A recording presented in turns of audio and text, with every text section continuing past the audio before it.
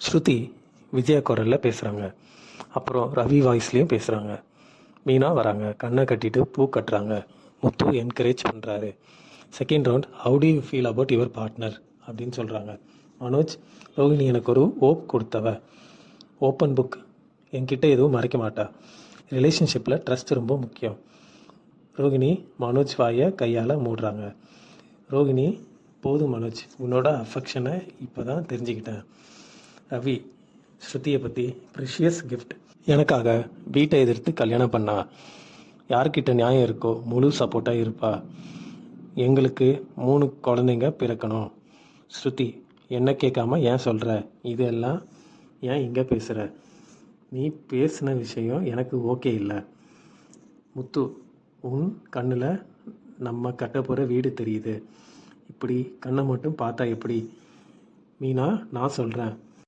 முத்துவை முதல்ல ரவுடியாக தான் பார்த்தேன், ஆனால் இவருக்கே ஜோடி ஆகிட்டேன். இவர் ரவுடி இல்லை, தப்பை தட்டி கேட்பார். இவரை விட பெரிய பாதுகாப்பாக இருக்க முடியாது. என் அப்பாவை பார்க்குறேன் இவருக்குள்ள. என் புருஷன் மட்டும் என் கூட இருந்தால் போதும். தேர்ட் ரவுண்ட், ஜட்ஜஸ் கொஸ்டின் கேட்பாங்க.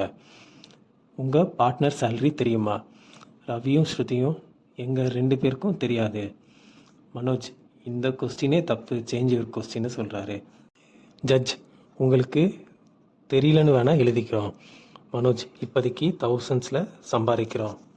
ரோஹிணி, 50K சம்பாதிக்கிறேன், எனக்கு 25 எடுத்துக்கிறேன். பர்சனல் செலவு, மாமியாருக்கு கொடுக்குறது, கிஃப்ட்ஸ் வாங்க, அப்புறம் பிளாக்மெயில் பண்ணுறவங்களுக்கு கொடுக்கணும். எல்லாரும் ஒரு மாதிரி பார்க்குறாங்க.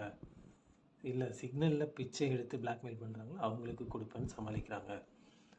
முத்து, மாலைக்கு 500 நிற்கும், உதிரி பூக்கு 200 வரும் டெய்லியும். எல்லா செலவையும் சொல்கிறாரு. மீதி உண்டியலில் போடுறத சொல்கிறாரு. மீனா, முத்துவுக்கு 1500 ஒரு நாளைக்கு வரும், செலவுலாம் சொல்கிறாங்க. மீதி கொஞ்சம் சேர்த்து வைக்கிறத பற்றியும் சொல்கிறாங்க. எல்லாரும் இப்போ கிளாப் பண்ணுறாங்க. நாளை ஜட்ஜஸ் சினாரியோ சொல்கிறாங்க. உங்கள் அம்மாவும் ஒய்ஃபும் வெயிட் பண்ணுறதா? நீங்கள் பைக் கொண்டு வரீங்க, யாரை கூட்டிகிட்டு போவீங்கன்னு. முத்து, நான் என் பொண்டாட்டிக்கிட்ட அம்மாவை கூட்டிகிட்டு போக சொல்லுவேன். என் பொண்டாட்டிக்கு நல்லா பைக் ஓட்டுவா. என் பொண்டாட்டி திரும்ப வருவா, என்ன கூட்டிகிட்டு போவேன்.